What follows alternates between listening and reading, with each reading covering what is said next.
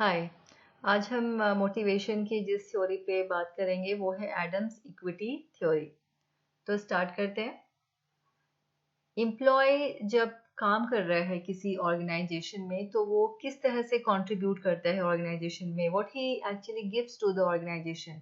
वो क्या देता है कंपनी को? वो अपनी स्किल्स देता है, वो अपनी जो एक्सपीरियंस है वो वहाँ पे कंट्रीब्यूट करता है। ठीक है। वो वहाँ जो उसके पास जो भी एक्सपर्टीज है, उसके पास जो नॉलेज है, उसकी जो लॉयल्टी है, उसका जो एजुकेशनल क्वालिफिकेशंस है, ठीक है, वो सारा कुछ वो क्या कर रहा है, उस ऑर्गेनाइजेशन को कंट्रीब्यूट कर रहा है। और उसके बदले उसे क्या मिल रहा है? उसे कंपनी क्या दे रही है? उसे सैलरी दे रही है, बोनस दे रही है, एक पोजीशन देती है, प्रमोशन दे रही है, रिकग्निशन एंड अदर बेनिफिट्स। ठीक है। तो ये सारे जो हैं इनको हम दो कैटेगरीज में डिवाइड कर सकते हैं। एक है इनपुट, एक है outcomes. Now input is something what we are giving to the organisation and outcome is something what we are receiving from the organization।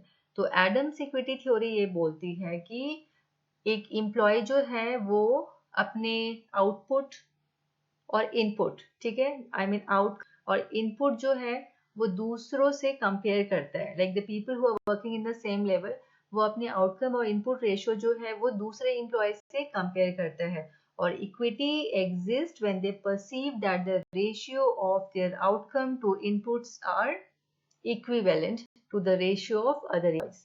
ठीक है। अगर आउटकम और इनपुट रेशियो जो है वो दूसरों के बराबर है, अगर वो इक्विवेलेंट है तो इक्विटी एग्जिस्ट करती है। एम्प्लॉय फील करता है कि okay the things are fair, मेरे साथ फेयर ट्रीटमेंट हो रहा है। और अगर वो इक्विवेलेंट नहीं है तो फिर इनइक्विटी एग्जिस्ट करती है। अभी मैंने क्या बोला कि according to Adams equity theory जो इम्प्लॉयज होते हैं वो अपनी आउटकम बाय इनपुट रेशियो जो है वो कंपेयर करती है दूसरों से। ठीक है। तो इसे हम लोग क्या बोलते हैं? Equity ratio. Equity ratio is equal to outcomes by input. ना इसको समझने के लिए एक एग्जाम्पल लेते हैं हम लोग यहाँ पे। फॉर एग्जाम्पल यहाँ दो लोग हैं, ए और बी। तो ए जो है वो अपनी आउटकम बाय इनपुट रेशियो जो है वो कंपेयर करता है outcome by input ratio of B. यहाँ पे आउटकम क्या है? 40,000 रुपीज। दोनों को 40,000 रुपीज मिल रही है। इनपुट क्या है? High effort. A is putting high effort and is getting the salary of 40,000 rupees. B is also putting the same effort and he is getting the salary of 40,000 rupees. तो यहाँ पे क्या है? Outcome by input ratio of A is equivalent to outcome by input ratio of B। दोनों के outcome same है, दोनों के इनपुट सेम है, तो यहाँ पे रेशियो इज इक्विवेलेंट। तो हम ये क्या बोल सकते हैं कि both persons are rewarded fairly for their effort and this employees feel satisfied and motivated, क्योंकि यहाँ पे इक्विटी एग्जिस्ट कर रही है। ए फील करेगा दैट ओके जो ये हमारे साथ जो ट्रीटमेंट हो रहा है वो फेयर है। ठीक है, क्योंकि हमारा आउटकम बाय इनपुट रेशियो जो है that is equivalent to outcome by input ratio of B. तो ये एक सिचुएशन है।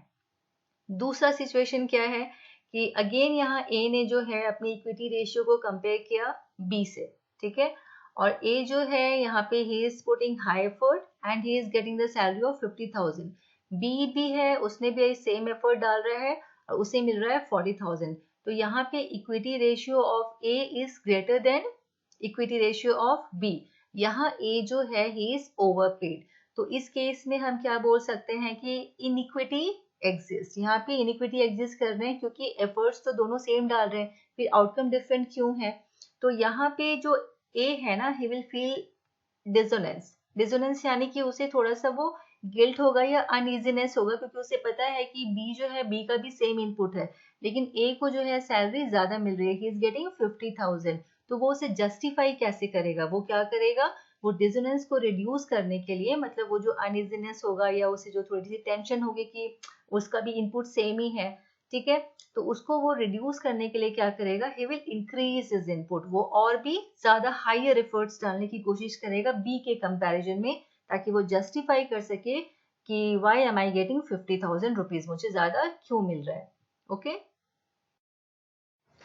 तीसरा सिचुएशन क्या है? Outcome of A by input is lesser than outcomes of B by input. Equity ratio A की जो है वो बी से कम है। ठीक है। Employee A works harder but receives 30,000 employee B works less but receives 40,000। तो यहाँ पे क्लियरली क्या पता चल रहा है कि इनइक्विटी एग्जिस्ट कर रहा है, ठीक है।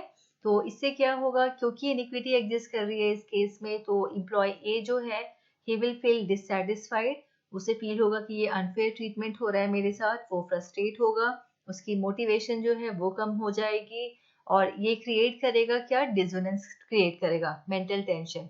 तो इस डिसोनेंस को कम करने के लिए वो क्या करेगा, he will ask for higher pay, वो बोलेगा मुझे मेरी सैलरी बढ़ा दो, ये वो डिससेटिस्फाई होगा, this could be his reaction, या वो जॉब छोड़ देगा अगर उसे कहीं से अच्छी ऑफर मिलेगी तो according to Adams equity theory, it states that employee compares their equity ratio with others, ठीक है। और अगर इक्विटी रेशियो फेयर है तो एम्प्लॉय सेटिस्फाई फील करेंगे, मोटिवेटेड फील करेंगे।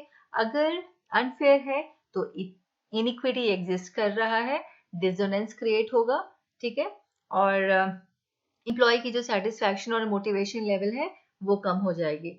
सो equity for motivation means people work harder when they believe they are treated fairly in compared to others.